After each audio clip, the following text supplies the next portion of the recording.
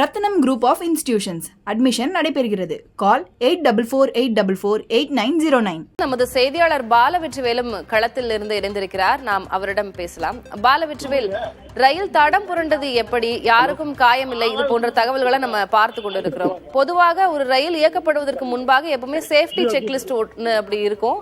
அதனை ரயில்வே அதிகாரிகள், ஊழியர்கள் அந்த செக்லிஸ்ட் பார்த்து அதனை சரி செய்து விட்டு எல்லாம் சரியாக இருக்கிறதா அப்படின்னு உறுதி செய்ததுக்கு பிறகுதான் ரயிலை இயக்க ஆரம்பிப்பார்கள். ஆனால் 2 சக்கரங்கள் தண்டவாளத்தை விட்டு விலகி போயிருந்திருக்கிறது. அதனால் இந்த 3வது பெட்டி தடம் புரண்டு விபத்து ஏற்பட்டிருக்கிறது அப்படின்றத நமது செய்தியாளர் பதிவு செஞ்சிருந்தார். முன்னேற்பாடுகள் முன்னாடியே அதெல்லாம் பார்க்கப்படவில்லையா? என்ன விவரம்? எதனால இந்த விபத்து நேரிட்டதாக ரயில்வே துறை அதிகாரிகள் தரப்புல இருந்து சொல்லப்படுகிறது?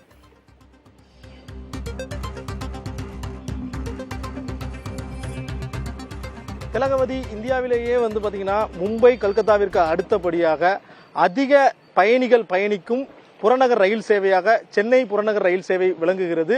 ஆவடியிலிருந்து சென்னை சென்ட்ரல் வரையும் இணைக்கக்கூடிய இந்த வழித்தடத்துல தான் இன்று காலை 11:30 மணி அளவுல இந்த ஒரு விபத்து ஏற்பட்டிருக்கிறது. ஆனால் இந்த விபத்தின் காரணமாக யாருக்கும் எந்த விதமான ஒரு காயமும் ஏற்படவில்லை என ரயில்வே துறை அதிகாரிகள் தெரிவிச்சிருக்கிறாங்க.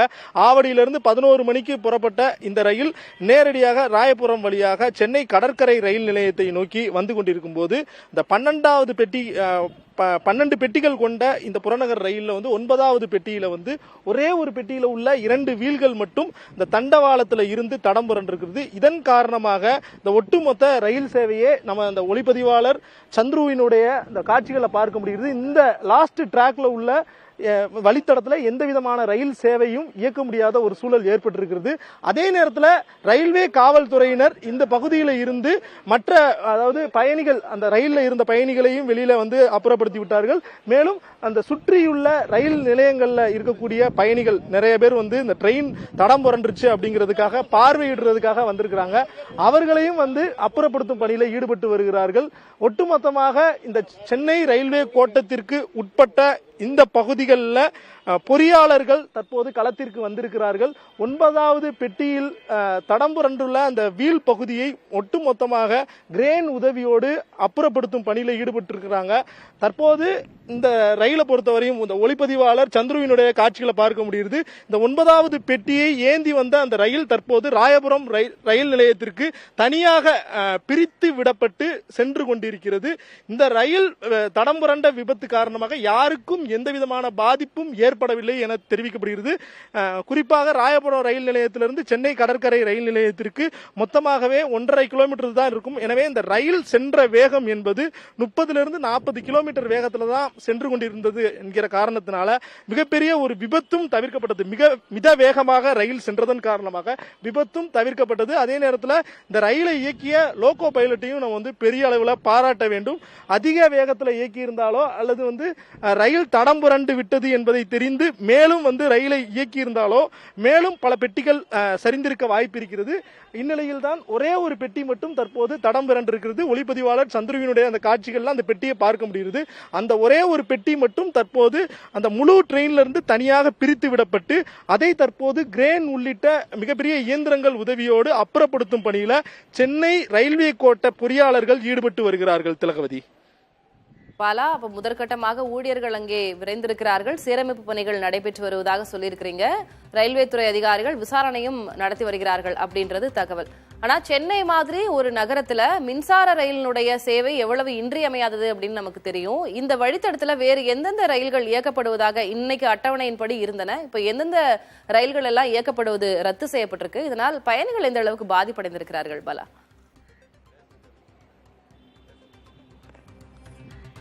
திலகவதி, சென்னை சென்ட்ரலில் இருந்து ஆவடி வரை பயணிக்கக்கூடிய ரயில், குறிப்பாக சென்னை கடற்கரை, ராயபுரம், பெரம்பூர் வழியாக செல்லக்கூடிய ரயில்கள் எல்லாமே இந்த வழித்தடத்துல தான் செல்ல வேண்டும்.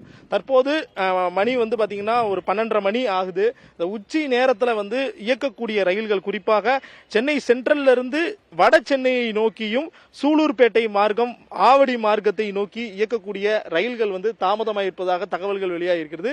இருந்தாலும் இந்த ரயில் சேவையை பொறுத்தவரை ஒரே ஒரு டிராக்ல மட்டும் இயங்காது, 3 டிராக் ஏற்கனவே இருக்குது.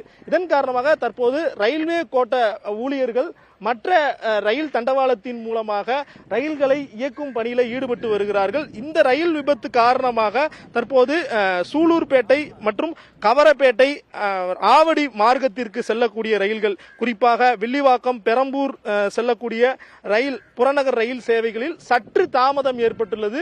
இதன் காரணமாக முழுமையாக எந்த ரயிலும் ரத்து செய்யப்படாது என்றும் மாற்று பாதைகளில் எதுவும் இயக்க வேண்டிய நிலை ஏற்படாது எனவும் தெரிவிக்கப்படுகிறது.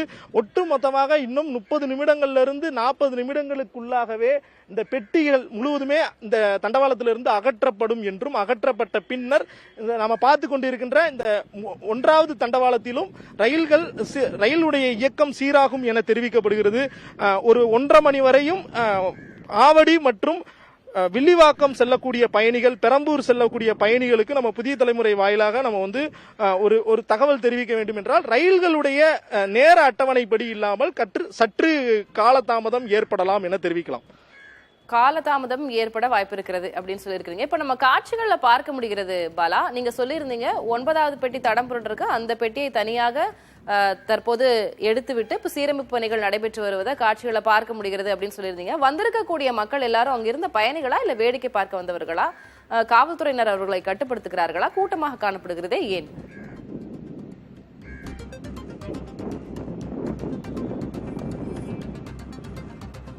திலகவதி, தற்போது இந்த ரயில் விபத்து ஏற்பட்டது என தெரிந்தவுடன் சென்னை கடற்கரை ரயில் நிலையத்தைச் சேர்ந்த அதிகாரிகள் உடனடியாக சென்னை ரயில்வே கோட்டத்திடம் இந்த தகவலை தெரிவித்திருக்கிறார்கள். உடனடியாக இங்க இருந்த பொறியாளர்கள் களத்திற்கு வந்திருக்கிறார்கள். நம்ம காட்சிகளில் பார்க்கக்கூடியவர்களில் பெரும்பாலானவர்கள் ரயில்வே ஊழியர்கள் தான். அவர்களில் பொறியாளர்கள், ரயில் இயக்குபவர்கள், தண்டவாளங்களை சீர் செய்பவர்கள், சிக்னலிங் கொடுப்பவர்கள் மற்றும் ரயில் நிலையத்தில் பணிபுரியவர்கள் என தான் இருக்கிறார்கள்.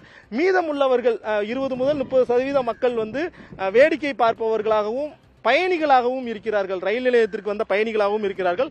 அவர்களையும் கட்டுப்படுத்துவதற்காக தற்போது ரயில்வே காவல்துறையினர் களத்தில் இறக்கிவிடப்பட்டிருக்கிறார்கள். ஏனென்றால் நம்ம காட்சிகளே பார்க்க முடியுது, 3-4 டிராக் முழுவதும் பயணிகள் நிற்கிறாங்க அப்படின்னா மற்ற ரயில் சேவையும் பாதிக்கப்படும் அப்படிங்கிற ஒரு காரணத்தினால தற்போது அதாவது யாரெல்லாம் தேவையில்லாமல் தண்டவாள பகுதிகளில் நிற்கிறார்களோ அவர்களை மற்ற பகுதிகளுக்கு அப்புறப்படுத்தும் பணியில ரயில்வே காவல்துறையினர் ஈடுபட்டு வருகிறார்கள். திலகவதி, சாமர்த்தியத்தால் பெரும் விபத்து தவிர்க்கப்பட்டிருப்பதாக பதிவு செய்திருந்தீர்கள். யாருக்கும் எந்த காயமும் ஏற்படவில்லை என்பதும் ஒரு நற்செய்தி. களத்திலிருந்து விவரங்களை வழங்கியதற்கு நன்றி பாலவெற்றி.